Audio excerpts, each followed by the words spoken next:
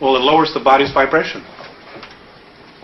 It lowers the body's vibration. So, if our body vibrated at a higher length, we would spiritually be evolving regardless of what our religions were teaching us. And they can't have that. They can't have us being free. so They can't us not being in control, because then we're responsible for ourselves. So as we move away from eating meat and more towards vegetarianism, we begin to raise our vibrational level and break this cycle. It helps. Not everybody has to stop eating meat. It's not an absolute requirement. It certainly helps. But some people's belief systems will be that they just need a piece of meat. And for whatever their reasons are, that's fine. If you want to eat meat, that's fine. But you know what? Feed your mind. Feed your mind with spirit, with questions about existence, about what it is we're doing here, why we're here, what the hell is really going on. Why is it that I have all these material things and I'm still miserable in my life?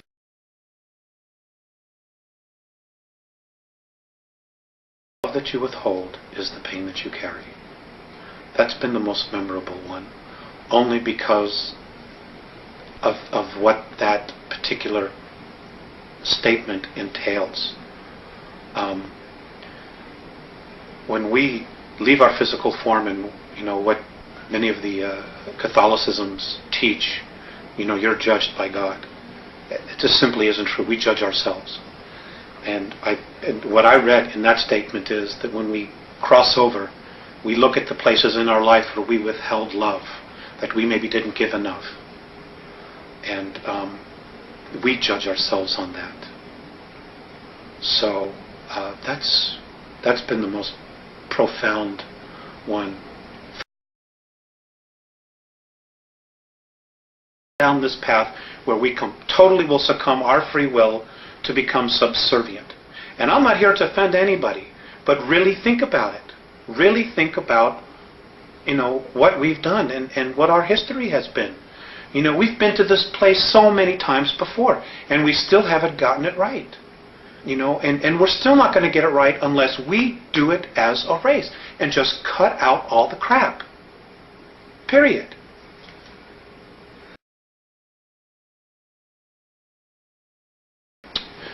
We would know a tyranny and an enslavement that is far beyond anything we could even imagine. To put it just quite bluntly, we'll get...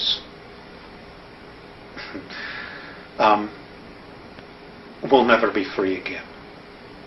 We'll never be free again.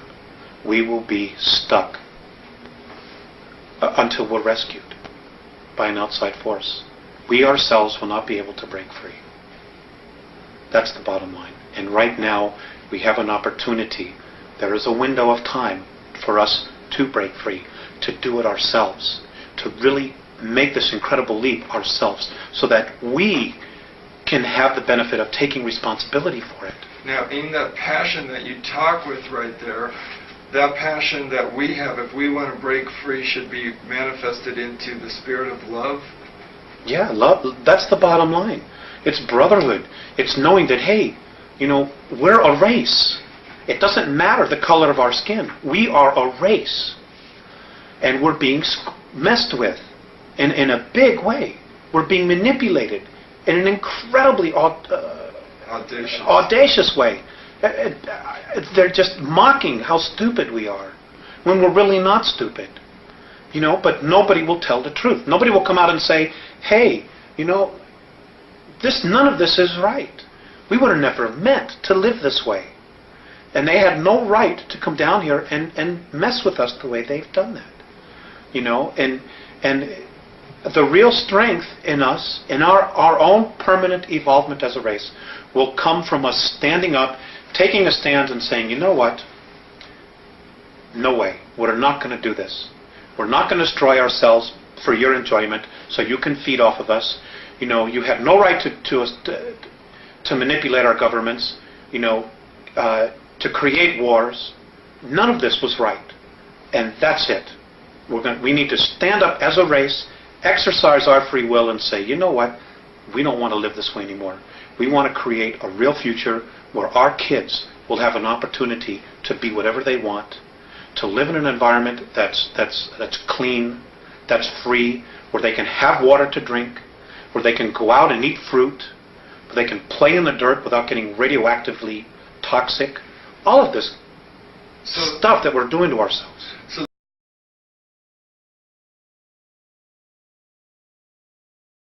people about being physical and about the real truths of our essence, of our existence, of who we are, having been blinded from us, from our spiritual teachings, from the religions, and us being convinced that we're something that we're not, that we're physical, that we're animal form, and we're not. We're spirit. Our spirit animates these physical forms, period.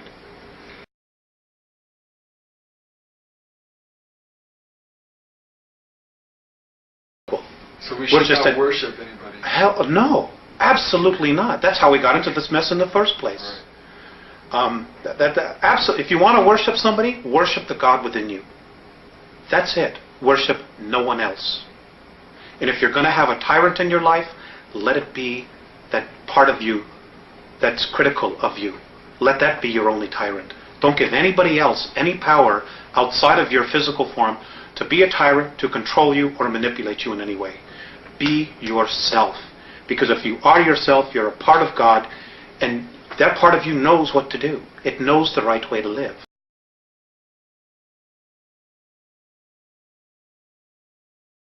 Is really agricultural. We really, as a race, if we were left alone, would be nurturing the earth. We would be living in tribal communities like the Native American Indians did. That's really our essence, our nature. I'm sorry. That's really our nature, our essence. And the cities and the culture that we're living in now has totally cut us off from the land, from what our real essence is, which is nature.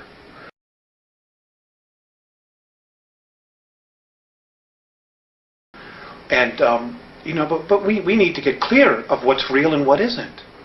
We also need to get really clear about being able to create our own future, to create our own reality, and not have somebody say, well, that doesn't work for me, so you're going to have to do this. Or play God and ruler over us.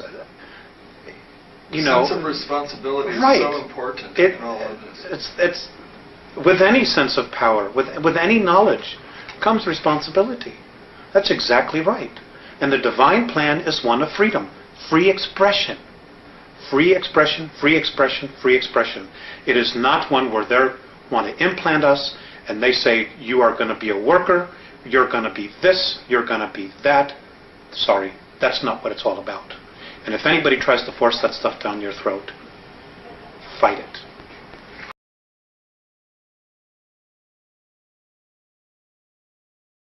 I mean, we have an incredible future if we can get through that.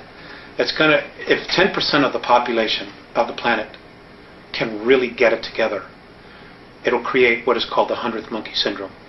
And suddenly 11, 12, 13% people will just start getting it.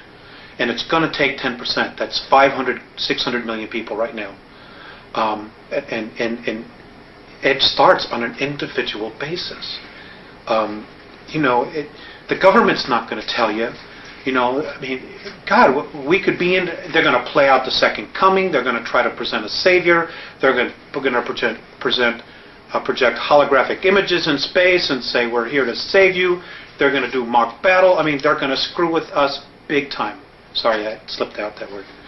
And folks, we just got to start paying attention. Don't take anything at face value. Make them prove it. Whether you believe a word I'm saying, it doesn't matter. If somebody tells you that this is truth, make them prove it. If it's real, it'll stand up to scrutiny. If it isn't, it won't. Because the truth can always stand on its own. It doesn't need help, and it doesn't need lies to stand up.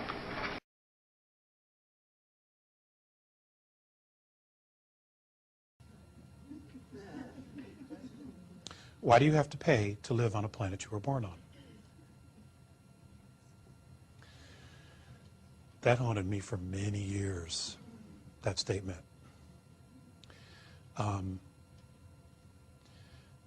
Because, how do we unravel that? What do we create in order to drop that paradigm? And how do we create it? Who's who's going to step up and say, you know what, we have fought wars over money, we have fought wars over gold, we have fought wars over this and fought wars over that. We have nearly destroyed the planet. We have destroyed species. We're destroying humanity. And it's all over power, wealth, and things like that. You know, how do we move from this paradigm to the next paradigm? You know, how do we do it?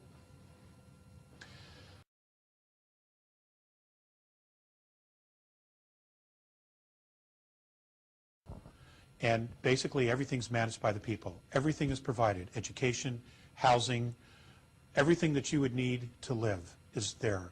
In turn for that, you participate in doing several years of learning how to grow food, horticulture, of managing livestock, dealing with nature, building machinery, building spacecraft, learning astronomy, planetary astronomy.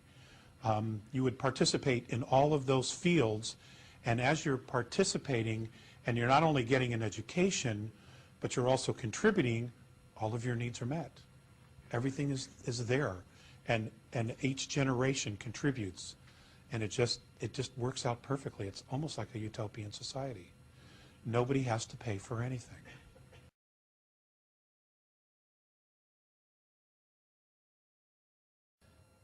There truly is absolutely no limit to what we are and what we can do.